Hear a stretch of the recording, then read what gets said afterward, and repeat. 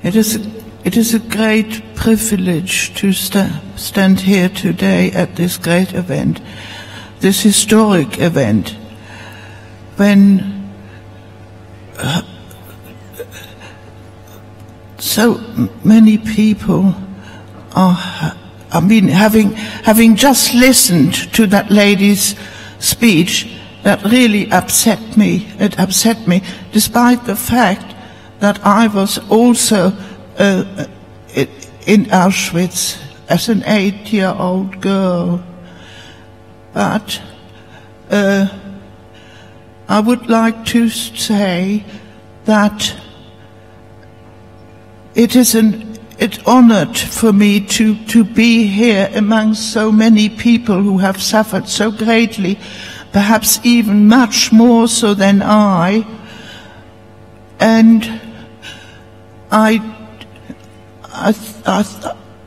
it is,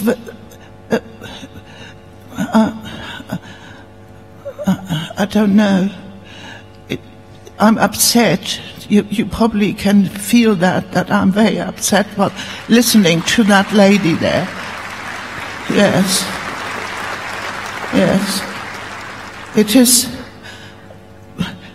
you know, I would like to thank the Polish people for having preserved this former camp here and made it into such a world-renowned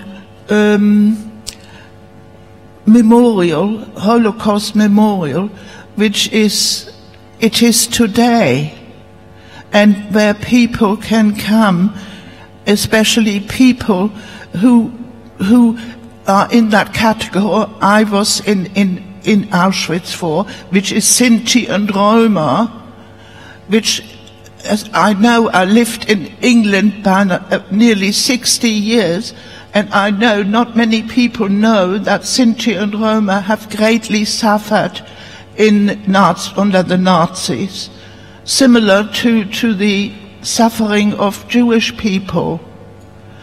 And now some Asha will continue talking now, because what I'm saying, I'm blind, I can't look at notes, so what I'm saying comes from the heart, and she will continue now with my speech. She will read it, but I have written it, yes.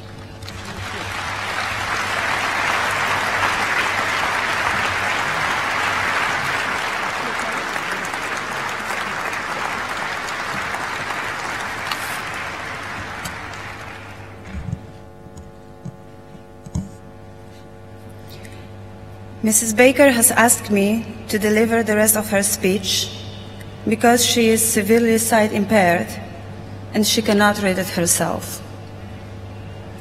In 1944, when I was just an 8-year-old girl, I was taken from my home in Hamburg and deported to the Auschwitz-Birkenau extermination camp. Since my biological mother was a Sinti, the Nazis considered me a gypsy and imprisoned me together with thousands of other Sinti and Roma in the so-called gypsy camp. Almost 90% of a total of 23,000 inmates at the gypsy camp were murdered. Horrible as it was, the extermination camp Auschwitz was just one side of the genocide committed against Sinti and Roma. All over Nazi-occupied Europe, Sinti and Roma were murdered in camps or shot by execution squads. Today we know that around 500,000 Sinti and Roma became victims of a campaign of systematic extermination. In Auschwitz, I witnessed mass murder. There were long queues of people in front of the mass murder facilities like the gas chambers and crematoria, which were not far from our camp's electrified fences. And then the ear-splitting screams started. Orders to stay inside our barracks with doors locked were disobeyed. And we saw a large area of open fire blazing. I, as an 8-year-old girl, overheard adult conversation like, "They must have run out of gas, and they are burning people alive." You might be interested to know that only 6 months ago, I was here at the Auschwitz Memorial commemorating an event that took place there on the 2nd of August 1944. Almost 4,300 men, women and children from our camp, after one of those Nazi selection processes, were condemned to be murdered that very night.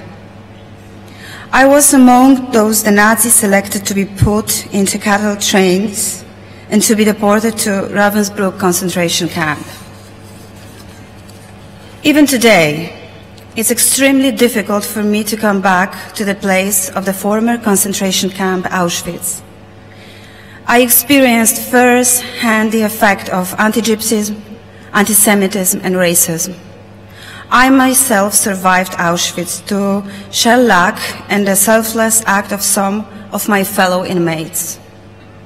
For decades, after 1945, the genocide committed against Sinti and Roma was largely ignored. It took a private initiative by Vincent Rose, one of the early activists of the Sinti and Roma civil rights movement, to erect a modest memorial on the site of the former camp to commemorate the Sinti and Roma murdered at Auschwitz. Today, it is the setting for memorial services like the one I attended last August. Those that were murdered and those that survived the camps must never be forgotten.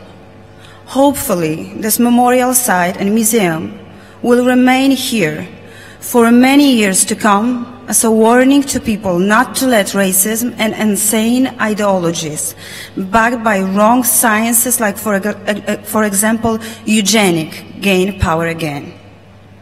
May I just say one thing that is very near to me. In times like this, when minorities have to feel vulnerable again, I can only hope that everyone would stand up for democracy and human rights. Thank you.